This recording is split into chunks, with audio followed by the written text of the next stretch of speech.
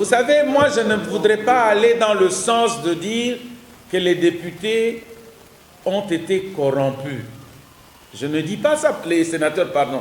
Je n'ai pas de preuves.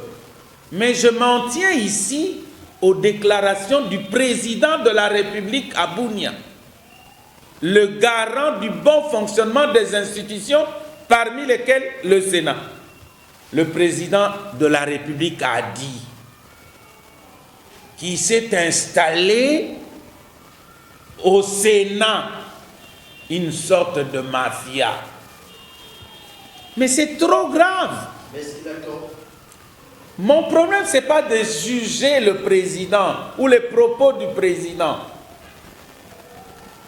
Le président a tort, a raison, ce n'est pas à moi de juger. Mais moi, quand le président de la République, lui qui est censé nous dire comment les institutions fonctionnent, lui qui est censé tout faire pour que ces institutions fonctionnent bien, les garants du bon fonctionnement des institutions comme nous l'appelons, nous dit, sur base d'une loi, la loi de l'Omerta, on se tait devant de cas d'antivaleur. Tout le monde trouve que c'est normal, tel que ça se fait au Sénat chez nous, chez lui, l'institution qu'il est censé suivre le fonctionnement. Le président de la République dit ça, et tout le monde se tait. Et les sénateurs eux-mêmes se taisent, ils ne disent rien. Ils trouvent que c'est bien. Ils ne savent pas que c'est toute la considération du Sénat qui est déjà tombée. Aujourd'hui, vous allez me dire, notre Sénat ici a quelle considération? Lorsque le président de la République, notre président de la République dit ça de notre Sénat, est-ce qu'il y a encore un Sénat ici? Non, Steve Mbika est en train de faire, c'est une démonstration de haine contre Bahati. Moi, je ne vais pas le suivre. Pourquoi je vais suivre Steve Mbika? C'est une dent contre Bahati, le président du Sénat. Je ne vais pas le suivre dans leur guéguerre.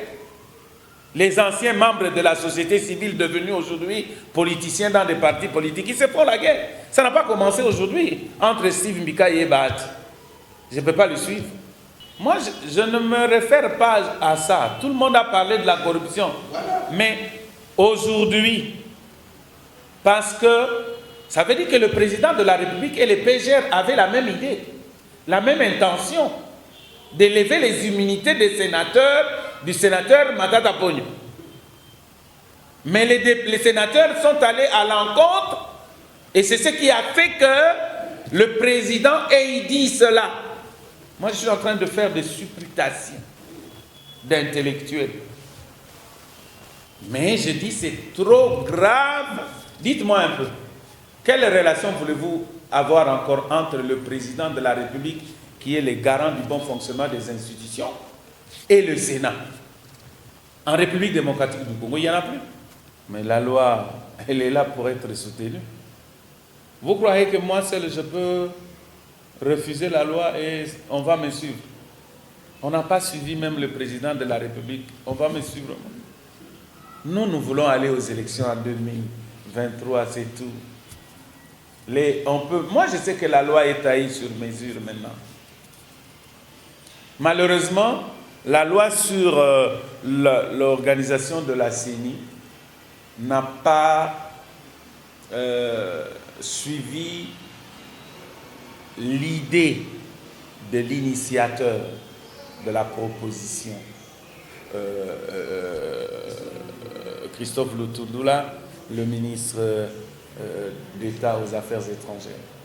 Lui, lorsqu'il a initié cette proposition de loi, il voulait que la CENI devienne indépendante vis-à-vis des partis politiques. Il voulait dépolitiser le bureau de la CENI. Malheureusement, ce bureau où la CENI est toujours politisée, c'est la CENI de l'Union sacrée. C'est l'Union sacrée dans la CENI ou c'est la CENI dans l'Union sacrée. Arrivé, il est chez lui, c'est son pays, l'Est de la République. Il s'est installé, il continue le périple. Il était à Beni, Butembo, Bunia. Parce qu'avant, il ne faut pas confondre, avant le président de la République lui-même avait dit à la population à Goma qu'il irait s'installer là-bas, qu'il constituerait l'état-major. Il n'avait pas dit je passerai seulement en périple. C'est différent. Comment vous voulez qu'il y ait ouf de soulagement? Il y a différence entre les deux. Il viendra s'installer. Que le président de la République viendra s'installer, il avait dit, je viendrai rester avec Nakoya Kovanda Nabino. Il n'a pas dit Nakoya Koleka. Donc, c'est différent. Il y aura un ouf de soulagement si le président de la République, Félix Tshisekedi, va s'installer.